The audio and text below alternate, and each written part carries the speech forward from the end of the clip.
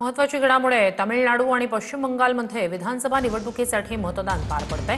दोन्ही राज्यांमध्ये सकाळी 7:30 वाजल्यापासून मतदान प्रक्रियेला सुरुवात झाली।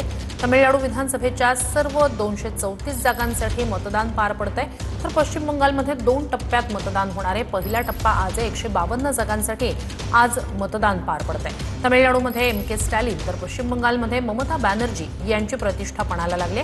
तामिळनाडूमध्ये अभिनेता विजय यांचा टीव्हीके पक्ष पहिल्यांदाच निवडणूक रिंगणात उतरलाय, तर पश्चिम बंगालमध्ये सत्ताधारी टीएमसी आणि भाजप यांच्यात मुख्य लढत आहे। मतदानासाठी दोन्ही राज्यांमध्ये मोठ्या संख्येने पोलीस बंदोबस्त तैनात करण्यात आलाय।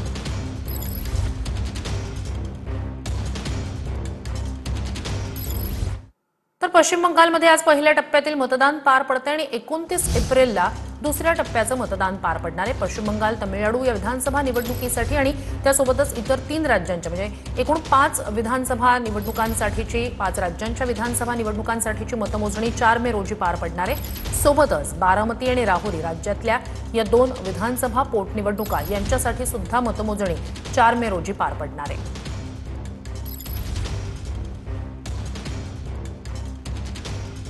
आसाम, केरळ, पुदुचेरी, तामिळनाडू, पश्चिम बंगाल यासाठीची 4 मे रोजी मतमोजणी असेल।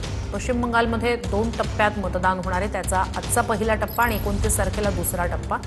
तामिळनाडूमध्ये 234 जागांसाठी सर्व 234 जागांसाठी आज मतदान पार पडतंय। तर आजचा मतदानाचा दिवस केंद्रीय गृहमंत्री अमित शहा यांनी नेमकं काय ट्विट केलंय। आज बंगालमध्ये मतदानाचा पहिला टप्पा पार पडतोय। बंगालची निवडणूक अत्यंत महत्त्वाची आहे। केवळ राज्याच्या वर्तमानासाठीच नव्हे तर त्याच्या भविष्यासाठीही आज मोठ्या संख्येने बाहेर पडा आणि राज्याच्या माता कन्यांसाठी एक सुरक्षित बंगाल घडवण्यासाठी मतदान करा, असं ट्विट केंद्रीय गृहमंत्री अमित शहा यांनी केलंय।